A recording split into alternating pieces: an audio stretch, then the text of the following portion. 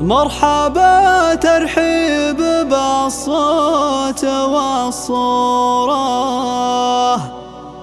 تنقله عذب اللحون وتغنى به. طارق زفت الشعر وبحوره، للضيوف راية العز خلابه. مرحبا ترحيب بالصوت والصورة، تنقله عذب اللحون وتغنى به. طارق زفت الشعر وبحوره، للضيوف راية العز خلابه. مرحبا ما هي بالإنسان محصورة، من مشاعر ما لها بالغرام شابه. القبال الزين للضيف وحضوره، وعود نزرق يملأ الحفل وابوابه.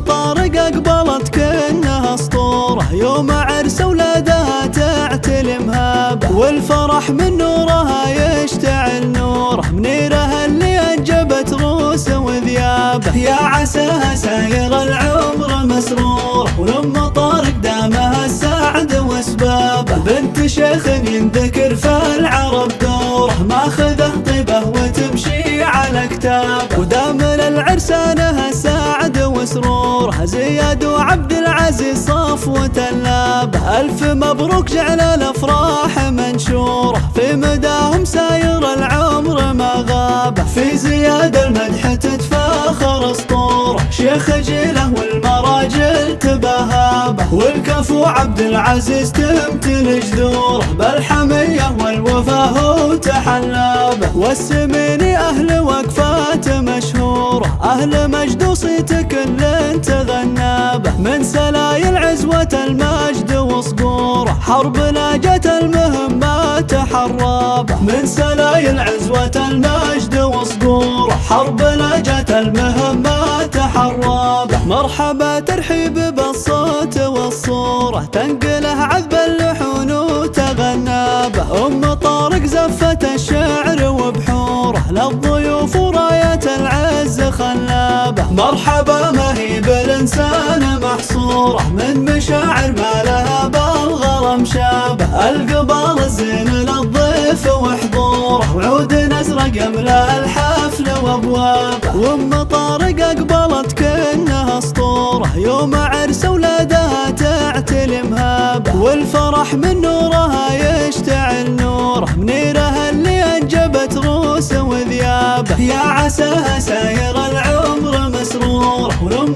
طارق دامها السعد واسبابه. بنت شيخ ينذكر في العرب دوره، ماخذه طيبه وتمشي على كتابه. ودام للعرسانها سعد وسروره، زياد وعبد العزيز صفوة اللابه. ألف مبروك جعل الأفراح منشوره، في مداهم ساير العمر ما غابه. في زياد المدح تتفاخر اسطوره، شيخ جيله والمراجل تبهابه. والكفو عبد العزيز تمتلي جذوره، بالحمية والوفاه تحلابه. والسميني أهل وقفات مشهوره، أهل مجد وصيت كل تغنى به. من سلايل عزوة المجد وصقوره، حرب لاجت المهمات حرابه. من سلايل عزوة المجد وصقوره، حرب لاجت المهمات